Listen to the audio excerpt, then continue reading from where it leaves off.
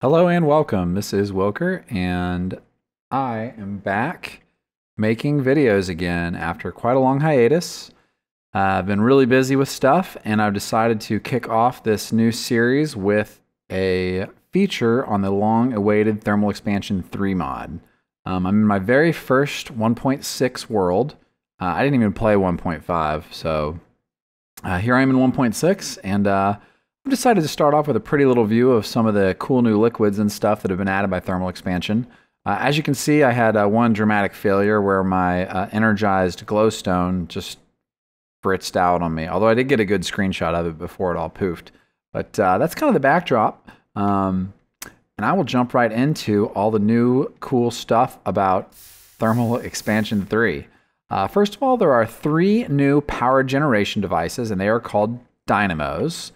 It is the steam dynamo, the magmatic dynamo, and the compression dynamo. And what you will see is that the steam dynamo functions a lot like the old steam engine from the old thermal expansions. And I have mine filled with water here.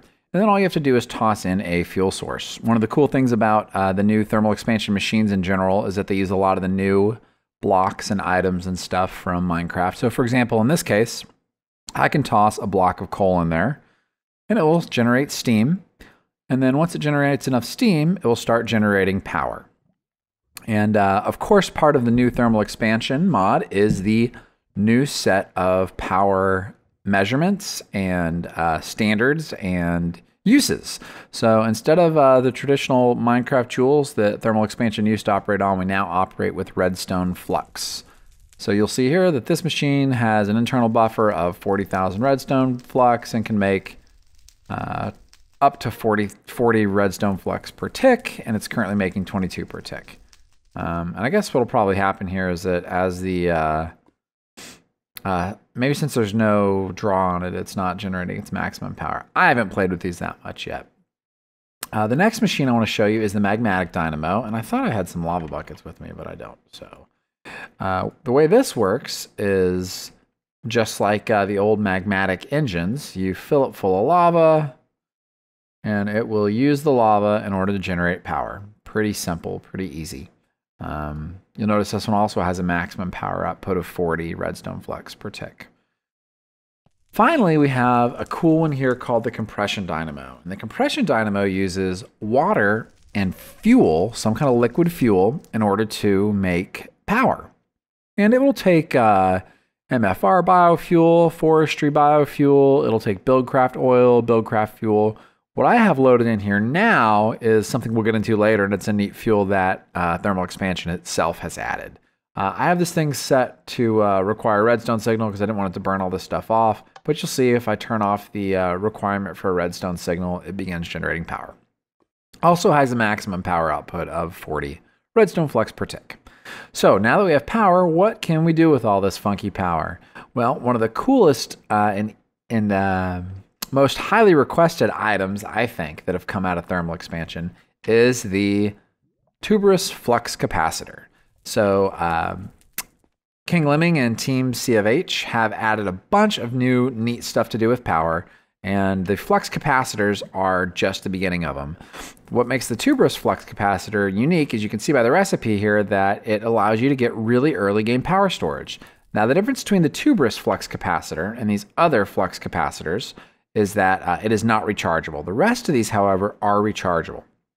And you'll see, and this will be a trend as we go through the rest of the mod, that there are different levels of this. There's the flux capacitor, which has an 80,000 RF max charge, a hardened flux capacitor with a max charge of 400,000, a redstone flux capacitor with a maximum charge of 2 million, and a resonant flux capacitor with a max charge of 10 million.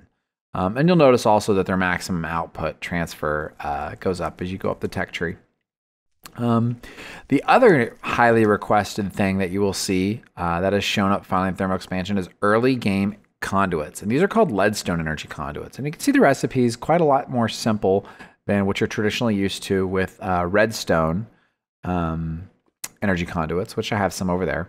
And along with the tech tree we're talking about, we have 4 energy cells. From smallest to largest, there's a leadstone, which again holds 400,000 RF. There is the hardened, which holds 2 million. We get into the redstone energy cell, which holds 10 million, right? And then finally the resonant energy cell, which holds, I think, 50 million. And those are all of your different levels up the tech tree of your energy cells. Now, making the energy cells is pretty similar to how it used to be, and I'm not really going to get into the how-tos of the mod in this particular video. I may make a tutorial video later, but for now I just want to cover all the features and new stuff that are going on. Speaking of features, one of the biggest changes from the previous edition of thermal expansion and this is the way that these energy cells operate. And because of the way these operate, also the way all of your conduits and tubes and pipes and stuff have changed. So you'll see now my redstone cell has a configuration tab, and there's a couple different colors here. Let's see here. Our hard energy cell is full of energy. So basically what I want to show you here is that different faces have a different color assigned to them. So here's the front, the top, the left, the right, the bottom, and the back. And I do want to show you right now, the top of this is blue, and my energy conduit's connected to it, right? Well, you'll notice here that if I turn the top of this yellow, it breaks the connection. So yellow here means that it is basically blocked, that nothing can connect to it. And if I go to orange, it will connect again. And in this case, blue, and you should be familiar with this if you're familiar with previous thermal expansion builds. The blue is an input and the orange is an output. So what I can do here is, I thought I had this set up better. That's all right. Let's just break this real quick. So here's an empty hardened energy cell. Okay. And you'll notice it has, it's starting to get power because the output of this, the orange, is connected to the blue top on this. So it begins drawing in power. Now, if I were to change this to yellow, it's going to stop getting power. Or if I make it orange, it's also not going to get power. But as long as it's blue and an output's connected to an input, you start to get power that goes through. In addition, if you use your crescent hammer, you can manually disconnect the conduits. See that? Connected and disconnected. And that's a really neat feature. So that way, in case you can't configure a certain face a certain way and you want your conduits to bypass it, you can. I'm just right-clicking it. Again, 2 types of conduits and 4 types of power cells. The other thing I want to show you is that the energy cells can now be placed, oh, I broke it, right next to each other. So if I were to put this here, let's break this, and I put this as an output face, it can now draw power directly from an adjacent cell. So this lets people build really big batteries and other cool functions that were limited in the past because of the way conduits and cells worked. All right. Much like previous editions of thermal expansion, we have a lot of machines to talk about. And some of these are going to be familiar to you. The pulverizer, once again, uses raw materials and crushes them into things. And it has 2 outputs, a primary and a secondary output. One of the things I do want to show you, remember I mentioned the capacitors earlier, is that you can now, and here, let me drop another one on the ground here. You can now run your machines off of your flux capacitors. So your flux capacitor can charge up your machines by putting it in this kind of battery slot here. All right. Anyway, the pulverizer works just like it always has. It takes power. It has redstone control. It has configurable output for the input and both output slots. And these are going to be a little bit more important than I think they have been in the past. People have used them in the past, but not necessarily the way they're going to use them now. And that does lead me to the next really cool new feature I wanted to show you, which is an item duct. So an item duct is exactly what it sounds like. It is a pipe for items. And I can tell you from talking to King Lemming that these are going to be groundbreaking in terms of how efficient they are with not being as intensive as some of the solutions we've had in the past. I do want to show you one other thing too. In order to minimize graphical lag, you'll see things like the item duct actually has 2 different versions. See that? It has a regular item duct and an opaque item duct. The opaque version just doesn't render items that pass through it and allows you to just save a little bit of resources on your client computer as far as updates. So what did I do here is I have an item duct, and again I want to show you some different modes for it. I'm going to get into these a little bit more, but it can either be disconnected, it can be passing to the left or passing to the right. And there's some other neat stuff that we're going to do with these here in just a minute. Oh, also while I'm at it, you'll notice that there are two levels. The impulse item duct is very similar to the item duct, but just moves items much quicker. So let's see, let's just do a quick demonstration here. Let's take some iron ore and we will toss it in our pulverizer, and you'll see it very quickly pulverizes it and passes it over to my redstone furnace. Redstone furnace, again, functions very similar to how the powered furnace did in the past, and pumps out some iron ingots. I mentioned just a second ago that the secondary input for these was going to be a lot more important than it probably has in the past. Now, many of you, even if you've used thermal expansion for a long time, may not be that familiar with the induction smelter. Now, there were things you had to do on it. You had to use this to make the hardened glass for some of the recipes in the past. But I think you'll find this a lot more useful of a machine than you have. And I'm not going to go too much into this, but I just want to show you. A lot of people know already that you could use sand along with an ore to get extra production out of your induction smelter. But you'll see here right away that there's some really, really neat recipes. So for example, sand with a redstone ore block, Silk Touch anyone, actually results in an entire block of redstone. There is some new dusts and stuff that thermal expansion has added. And you'll see here that we can get some extra resource combines out of like this pyrotheum dust and the Enderium blend. What I really wanted to show you though was this. Cinnabar along with an ore will now triple your output, along with, in a lot of cases, giving you a 100% guaranteed secondary resource. Here's another one. Gives you 3 lead and a silver. There's a bunch of recipes. And again, I don't want to get into them all, but the Cinnabar recipes are really cool. There's still rich slag recipes. There's still slag recipes.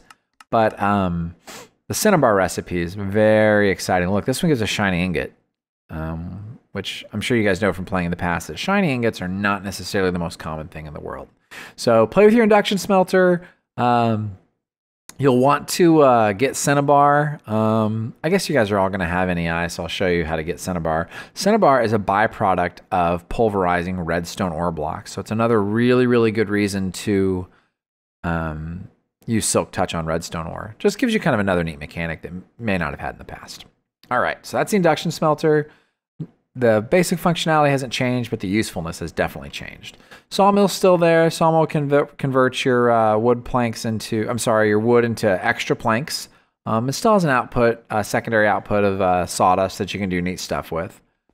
The magma crucible is another one of those blocks. Let me get rid of some of this stuff. The magma crucible is another one of those blocks that does the same thing it did before, but has a lot of extra uses.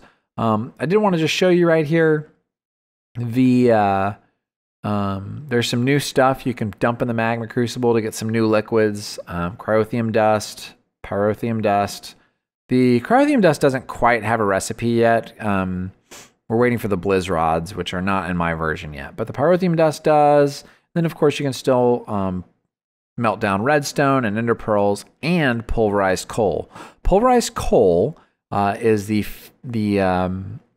result of pulverizing regular coal. And it does result in a material that you can throw in your magma crucible, and it will turn into a fuel that actually has 80% of the potency of Buildcraft fuel.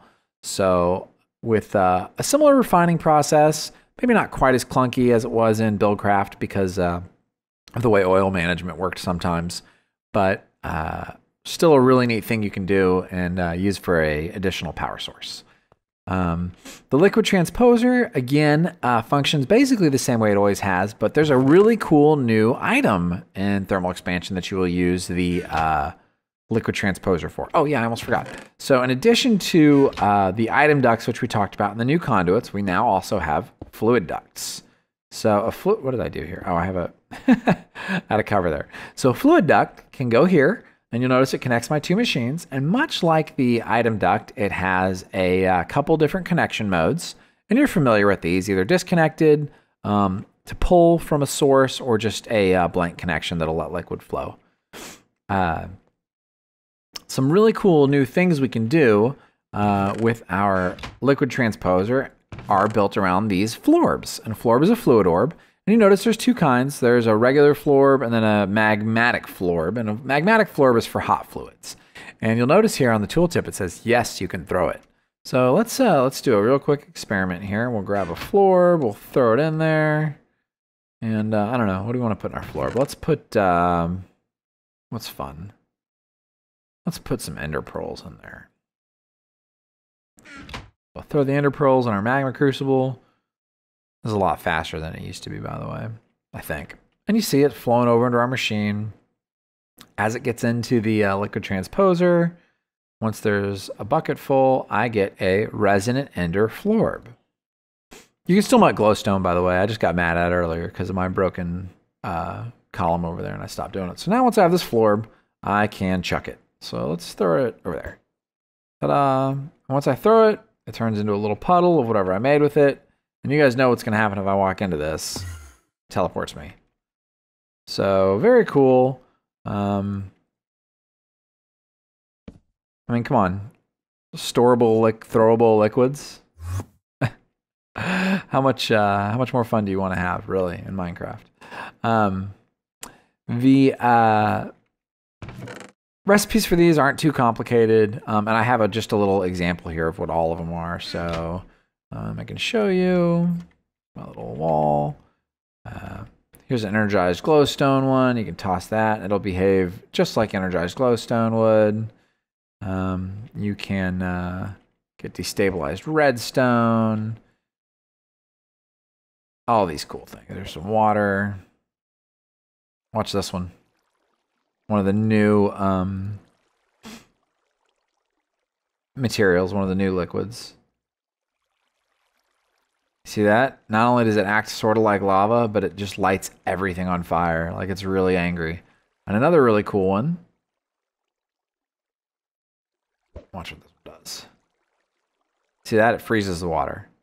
For those of you a little bit more in the know, you may or may not be aware that thermal expansion has, along with Forge, added an entirely new way for liquids to be processed by the game.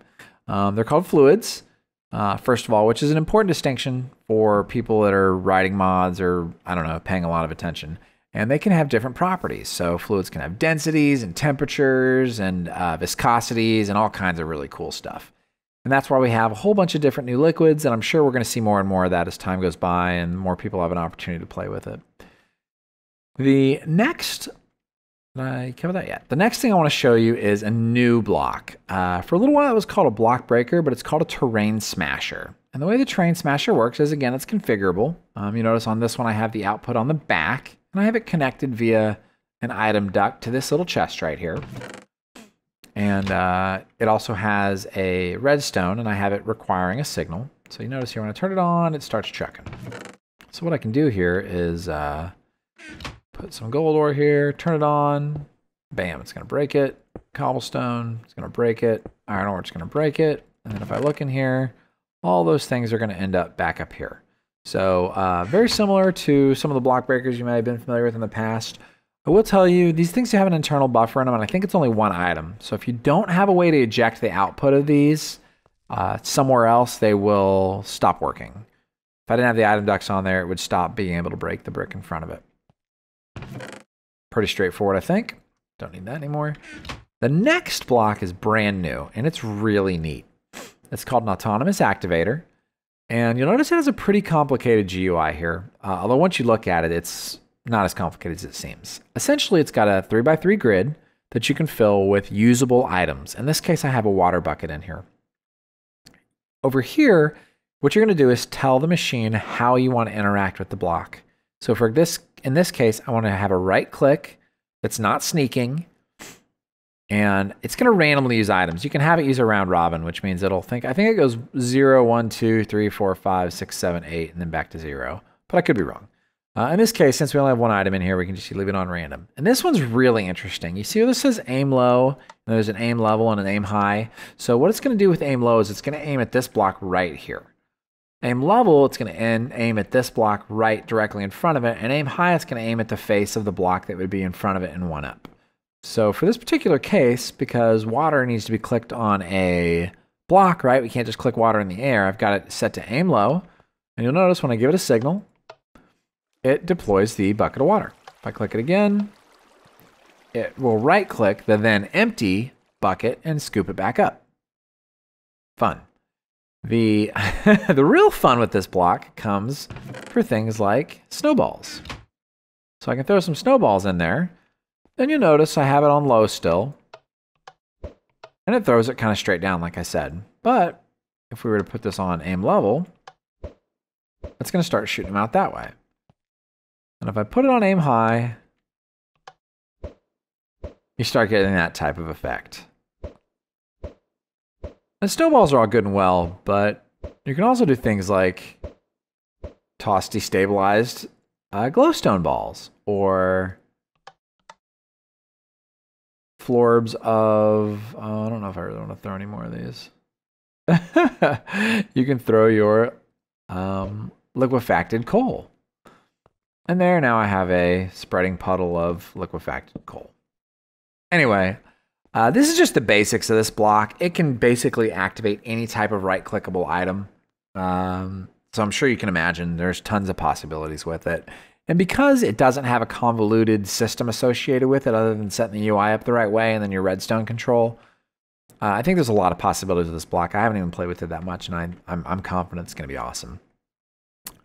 So next I want to talk about a brand new mechanic in thermal expansion, and it is the concept of schematics. And you're probably familiar with schematics. They've existed in other mods, Red Power, and I think sort of like how the mechanism, or I'm sorry, the factorization had their kind of schematics, which were weird. But anyway, there's a couple of really neat things you can do with schematics in thermal expansion. This first block we're going to look at is called the machinist workbench. By the way, you'll notice that some of these blocks have an ownership tab here in their GUI. Most of these will have 3 modes: public, restricted, or owner only. And 2 of these are really self-explanatory, right? Public access and owner only. Well, restricted, before I get into schematics, I'll show you this. Restricted gives you the ability to utilize the new C of H friends list. So there's a new command when you're playing on thermal expansion enabled servers called C of H friend. Oops, I can type. And you'll notice it threw up a syntax error. But check this out. You can do C of H friend GUI. Right. Maybe it's lowercase. Yes, lowercase GUI. And now I have an interactive friends list here. So from here, I could put in a friend's name and add him.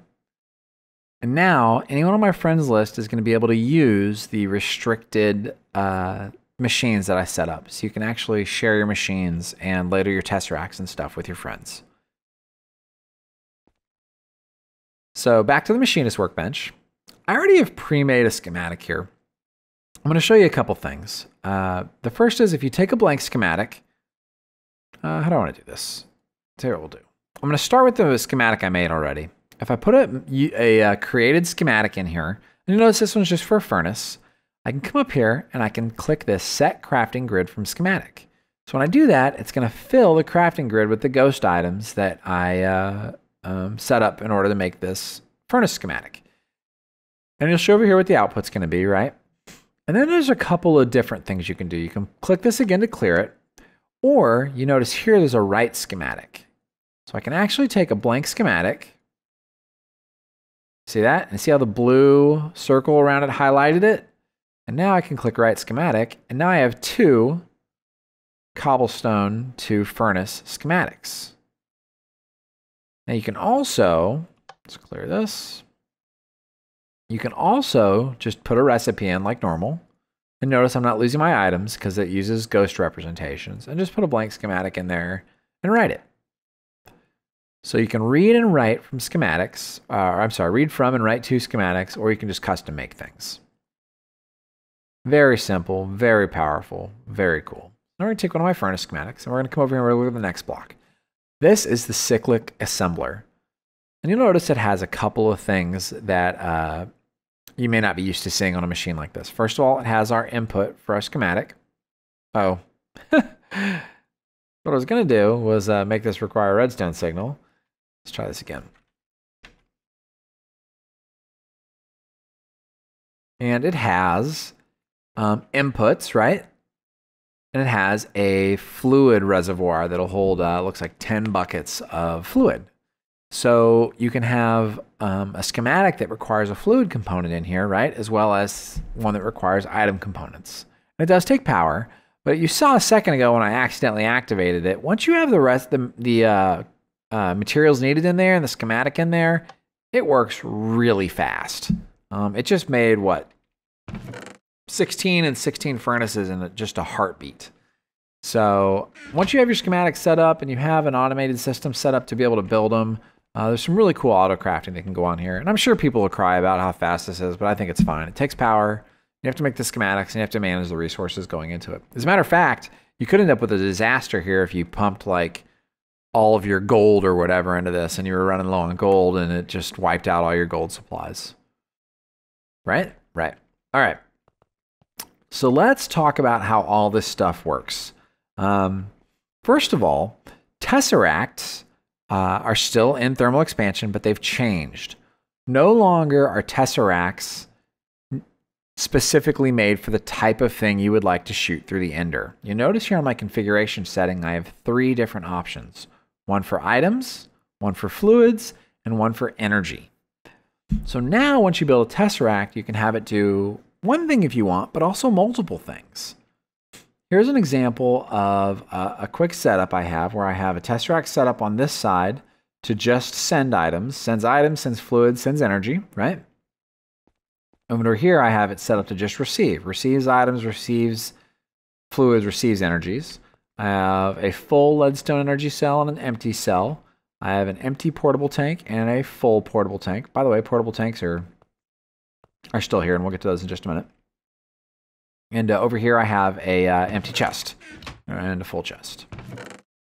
Okay, so now what I can do is I can turn on my item duct and it'll start pulling items out. I can switch my portable tank over here to send. And I can set my energy cell up to output to the left. And you'll see all these things are happening simultaneously. My fluid all transferred over, my chest all transferred over, and my energy cell is slowly filling up. All via one pair of tesseracts. Yeah, pretty amazing. All right, so a couple other machines before I forget. The energetic infuser is still around. The energetic infuser allows you to take energy pumped in from a power source and take a discharged unit. Let's see here. Let's see if we can grab like a flux capacitor. And you can throw it in there and it will start charging it. Hold down shift to get the tooltip here. And you'll see it at 20 RF per tick is filling up my flux capacitor. Now what I could do, you guys wanted to see this thing really fly. We could grab a resonant flux capacitor and see that. Now it's really charging. Obviously the percentage isn't a lot faster, but it's getting a ton of energy pumped into it. The glacial precipitator is still around. It still enables you to make snowballs, snow, and ice using power and water, which I guess we can demonstrate if, you know, for people that are into making snowballs with the glacial precipitator. So there they are. And it can make ice blocks too, which is actually one of the few easy ways to get ice without like a silk touch pick, but that's another story. And the igneous extruder. And the igneous extruder works just like it always has. You pump water and lava into it. I thought I had filled this. That might be a bug. And then it can make either unlimited cobblestone or use your resources and make smooth stone or obsidian for you. The aqueous accumulator is still around, and you'll notice, I had that turned off. You'll notice that I have some water trapped around it just to keep it filling quickly. And over here, I wanted to give you a demonstration of the fluid ducts. So these are all of our fluid ducts all set up, and I have the output of this aqueous accumulator blocked. But if I activate it, you'll see it will immediately start. There we go. Immediately start pumping out of the aqueous accumulator and into our portable tanks. And like the other tech trees I showed you, there's 4 levels of tanks. There's a regular portable tank, a hardened portable tank, a reinforced portable tank, and a resonant portable tank. And it's actually kind of neat. You can watch them fill up. You know, they have the same amount of liquid in them, but you know, I wonder if this works on these. Oh, it sure does. So since we're over here, I'll start talking about the multimeter. The multimeter can check the status of almost any type of machine, conduit, pipe, or block in thermal expansion. I forgot to test it on tanks, but you'll see here, I right-click it on my portable tank, and it says I have 5.7 out of 8 buckets, or 6.6 out of 16 on that one, 6.8 out of 32, and 7 out of 64. 64 buckets, by the way, in one block. Kind of neat. It can also check things like the fluid duct. See that? It says how much is in it, what is in it, and what the throughput is. We can come check this over here. It'll tell us what mode it's in. And we'll get more into that in a minute. You can click it on conduit. It'll tell you what the saturation is, how much of the power is being used up, and on and on and on and on and on. So run around in thermal expansion with your multimeter and click on stuff. You'll learn lots of neat stuff about it. Okay, so how's our energy cell doing? Almost full, which means this one should be almost empty. It works. All right. 2 things I want to demonstrate over here. The first is our new set of storage. So thermal expansion has introduced some strong boxes, and you notice I have some stone and some cobble. And like the other things I've shown you, there's a tech tree with hardened, reinforced, and resonant. And they just change how much of what can be in there. That's weird. So the first thing I want to show you about these is that you notice that there's stone and cobblestone in here. If I use my hammer and I sneak right click, it will pick it up. And you notice that the items did not drop on the ground. So the items are still in this, which means I can put that strong box with 64 stone and 64 cobblestone inside that strong box. And I can pick that strong box up, and it has 1 strong box inside, and I can place it in that strong box. I think you guys see where I'm going here. This is really, really, really neat. I'm not sure. Oops.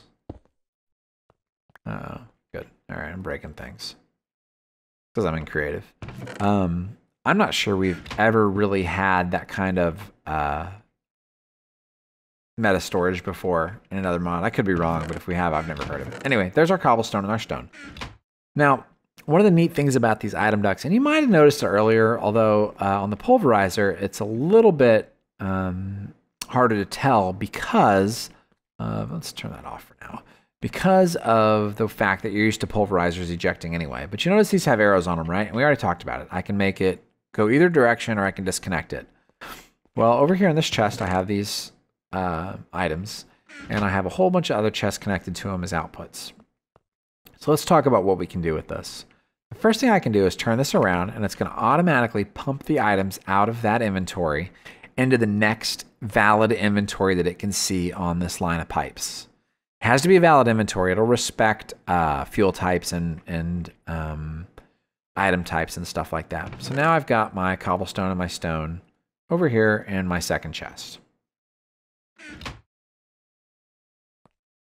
Now, if I wanted to, I could disconnect this, right? And I could get some into this chest. But instead of that, we're going to talk about the new different modes for item ducts. I'm going to click this one time, and it turns red. I'm going to click it a second time, and it turns green. And we'll talk about those 2 modes here in a minute. The third time when I click it, weird. Oh, there we go. You have to do it on the output. I'm sorry, I was doing it on the wrong item duct. So over here on the output face of the inventory, The third time I click it, it turns red or orange. And if we grab our handy multimeter here and we click on it, you'll see it says mode round robin. If I go to this one, it says mode normal. This one, mode round robin. So now watch what happens when I put stuff in this chest.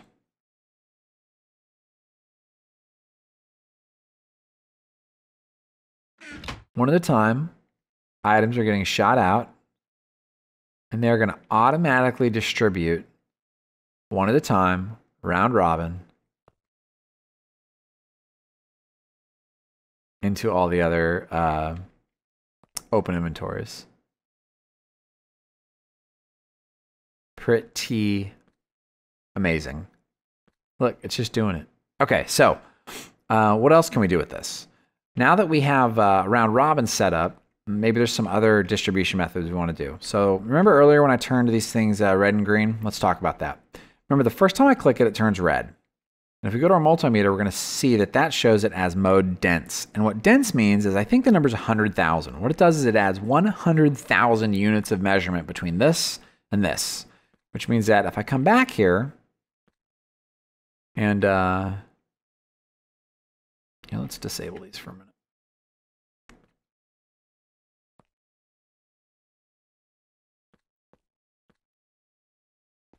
What do I want to do?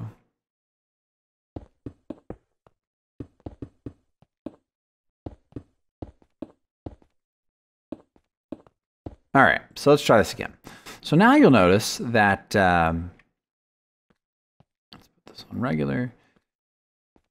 Remember earlier when it passed it to the first valid destination that it could see, so everything went to this first one? Well, now if I go change this to mode dense, okay, there's dense mode, and I throw some items in here. Now when it pumps them out, it's going to automatically bypass this one, right? Watch them. There they go. And go into the next valid inventory because it sees this one is 100,000 blocks away. So that's no good. The third mode is what's called vacuum mode. And what vacuum mode does is it makes this distance look negative 100,000 blocks away. So in essence, unless I have 100,000 blocks of space somewhere else, this is always going to be the priority. Oops. So normally, here, let's turn this back off just so we don't forget. So normally, if I were to have a stone in here, it would get pulled up and dropped into the next valid inventory, which is right here. But if I put that on, oops, we're going to do this one, right? Vacuum. And I throw that in there. Now it's going to see this one as significantly closer to the origin than this one. And by the way, if you have an item traversing in an item duct, unlike some other pipes in the past, and it loses its valid destination, it'll automatically reroute back to a valid destination. The only time, you saw that, right? The only time it'll ever drop an item is if the pipe itself breaks or if there are 0 valid destinations. Other than that, it'll always reroute. Real quickly, before I get into my wrap up here, there are a couple creative items. There's a creative energy cell, a creative portable tank, and a creative strongbox. So server owners, you can use those to do all kinds of various neat things. That is the summary that I wanted to do. That is a quick spotlight of all the new features, blocks, and items from Thermal Expansion 3. Hope you guys have enjoyed it. I am very excited to be back making videos again, and I will see you guys real soon. Thanks a lot.